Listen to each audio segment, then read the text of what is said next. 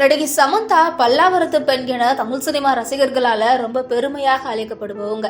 Modelling துறையில இவங்களுடைய கெரியர்ல வெறும் 500 ரூபாய் தான் உங்களுடைய ஸ்டார்ட் அப் சேலரியாக இருந்தது. ஆனா இப்போ பலருக்கும் லட்சக்கணக்கில் சம்பளம் கொடுக்கக்கூடிய முதலாளியாக உயர்ந்திருக்காங்க அப்படின்னு சொன்னா நடிகை சமந்தாவை சொல்லலாம். நடிப்பு தொழில் என பிஸியாக வலம் வந்தவருக்கு பெரிய தடையாக அமைந்தது என்னவோ இந்த பயோசைட்டிஸ் என்ற நோய் பாதிப்பு தாங்க. இந்த நோயால மிகவும் கடுமையாக பாதிக்கப்பட்டாங்க.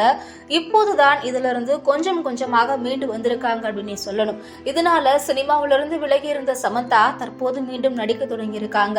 அந்த வகையில சமீபத்தில் உங்களோட நடிப்புல சிட்டாடல் அப்படின்ற ஒரு வெப் சீரிஸ் வெளியாகி ஆடியன்ஸோட மத்தியில நல்ல ஒரு ரெஸ்பான்ஸ் இருந்தது.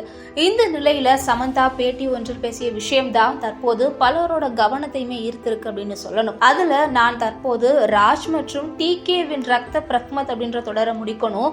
அது மட்டும் இல்லாம அடுத்து ஒரு படம் இன்னும் 1 அல்லது 2 மாதங்கள்ல தொடங்கிடும் அப்படின்னும், அதனால இன்னும் 1-2 மாதங்கள்ல எனக்கு நிறைய வேலை இருக்கிறது. நான் திரைப்பட உருவாக்கத்திலிருந்து விலகி இருப்பதெல்லாம் முடிந்து விட்டது அப்படின்னு சொல்லியிருக்காங்க.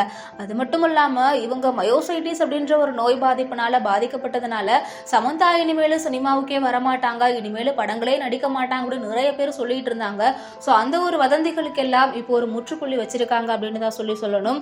அது மட்டும் இல்லாம லாஸ்டா சினிமா தான் என்னுடைய ஃபர்ஸ்ட் லவ் அப்படின்னு சொல்லியிருக்காங்க. ஸோ இதை பற்றி நீங்க என்ன நினைக்கிறீங்க அப்படின்றத மறக்காம கமெண்ட்ஸ்ல சொல்லுங்க.